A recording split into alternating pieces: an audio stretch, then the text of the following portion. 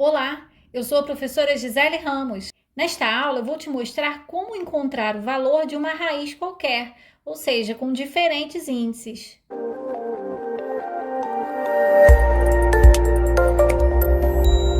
Vamos primeiro entender qual é o significado de cada termo, de cada item aqui numa raiz. Eu tenho aqui a raiz quarta de 81. Esse símbolo aqui, que é o símbolo da raiz, pode ser chamado também de radical. Esse número grande que vem aqui dentro desse símbolo é o que chamamos de radicando. E o número menor, que fica aqui à esquerda, mais em cima, é o que chamamos de índice da raiz.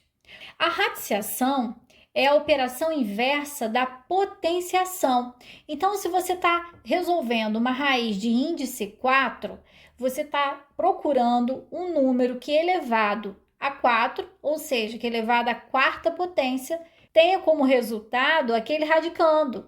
Então, quando eu pergunto qual a raiz quarta de 81, eu estou perguntando qual é o número que elevado à quarta potência resulta em 81. Esse é o significado de uma raiz. A radiciação é o inverso da potenciação e nós vamos entender isso melhor aqui através dos exemplos a seguir.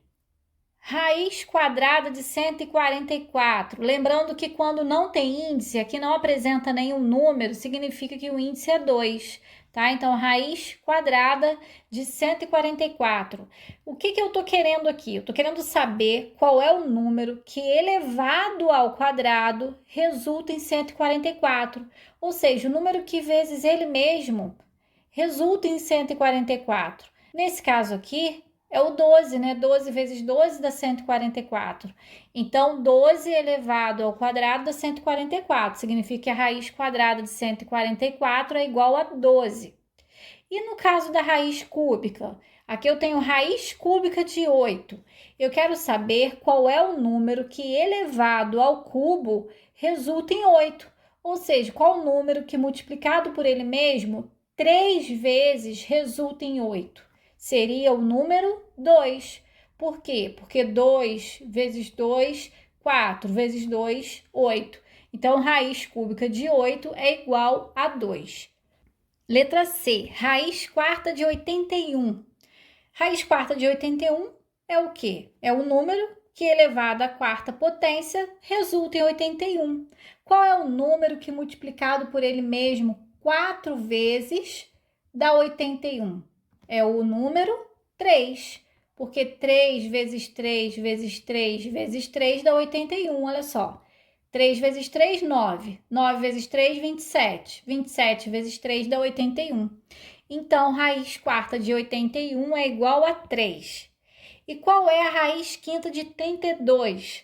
Qual é o número, então, que elevado à quinta potência dá 32? Então, o número que vezes ele mesmo 5 vezes resulta em 32. É o número 2. Por quê? Porque 2 vezes 2, 4. 4 vezes 2, 8. 8 vezes 2, 16. 16 vezes 2, 32. Então, a raiz quinta de 32 é igual a 2.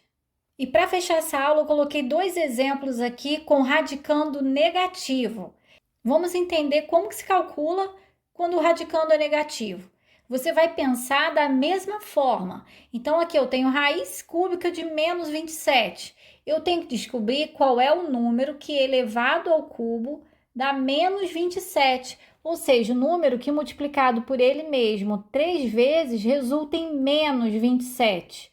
No caso, é o número menos 3. Correto? Olha só, vamos conferir. Menos 3 vezes menos 3 vezes menos 3. Menos 3 vezes menos 3 vai dar mais 9. Mais 9 vezes menos 3 vai dar menos 27. Então, o resultado da raiz cúbica de menos 27 é igual a menos 3. E na letra F eu tenho raiz quarta de menos 16. Qual é o número que elevado à quarta potência resulta em menos 16?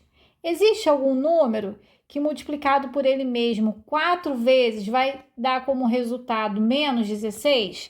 Daqui você pode lembrar sobre a potenciação. Quando você tem um expoente ímpar, o resultado pode ter o mesmo sinal, deverá ter o mesmo sinal da base.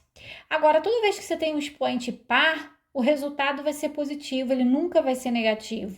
Não existe nenhum número que elevado à quarta potência dê menos 16. Considerando que 2 elevado à quarta dá 16, porque 2 vezes 2 dá 4, 4 vezes 2 dá 8 e 8 vezes 2 dá 16, você pode sugerir que o menos 2 elevado à quarta dê 16, mas não dá. Por quê? Porque se eu fizer aqui, ó, menos 2 vezes menos 2 vezes menos 2 vezes menos 2, o que vai acontecer? Menos com menos dá mais com menos dá menos, e menos com menos vai dar mais. Então, menos 2 à quarta dá mais 16 também, assim como 2 elevado à quarta dá 16. Não existe, então, nenhum número que elevado a um expoente par dê um resultado negativo.